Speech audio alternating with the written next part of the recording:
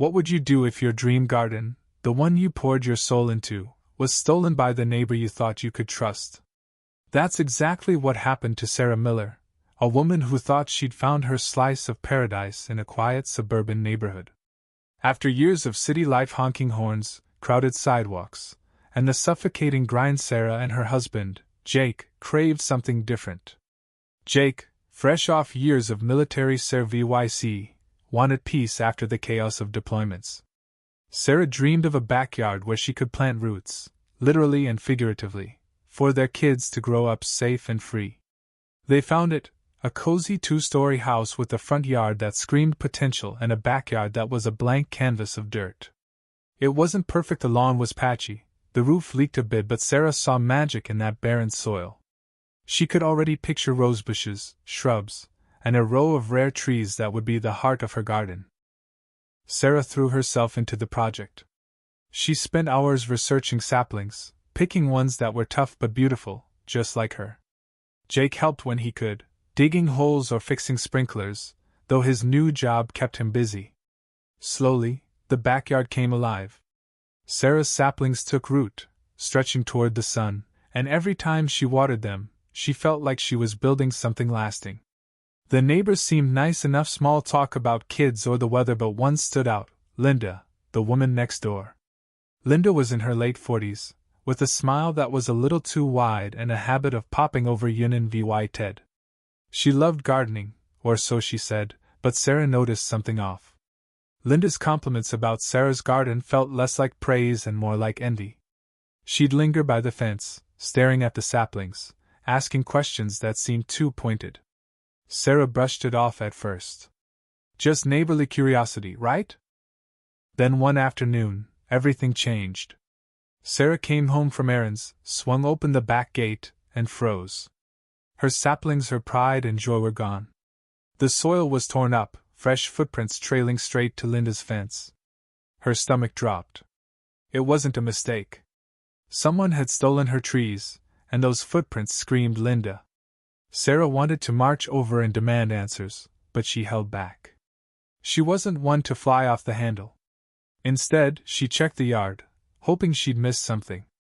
Nope. The trees were gone. Anger burned in her chest, but so did determination. She wasn't going to let this slide. Sarah didn't confront Linda right away. She wanted proof. She called a private investigator named Tom, a guy who knew how to watch without being seen.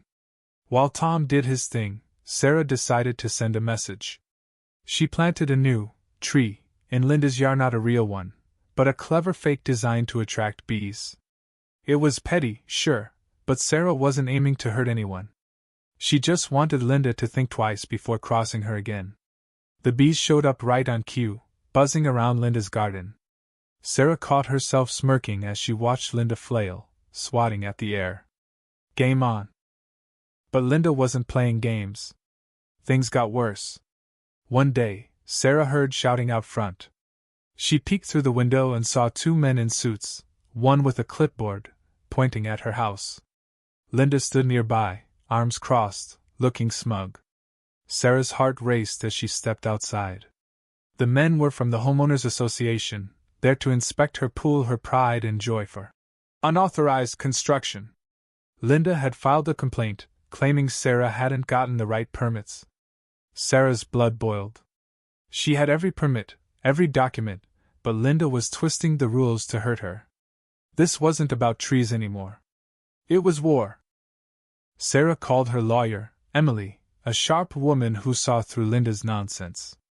Emily told her to stay calm and gather UVY denke.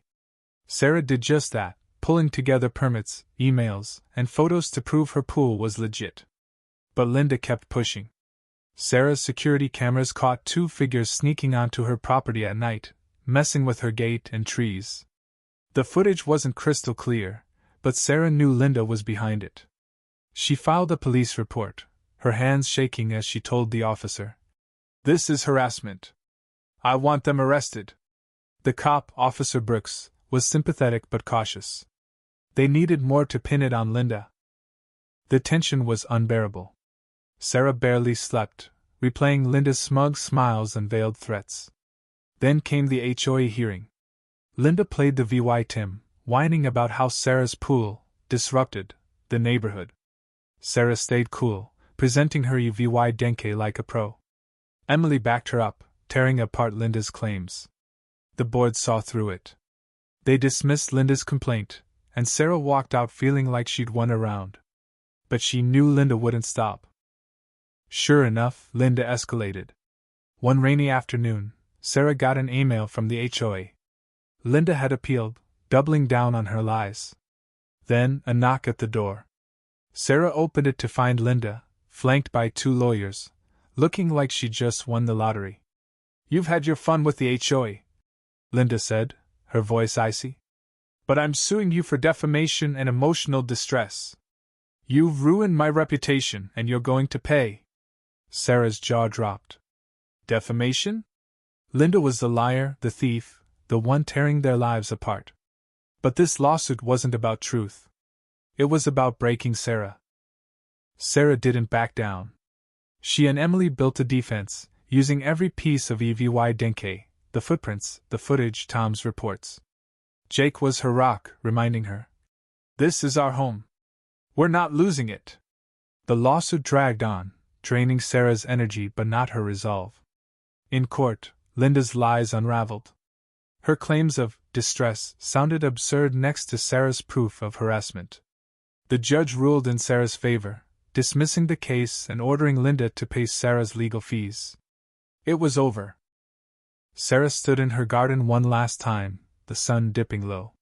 The saplings she'd replanted were thriving, just like her.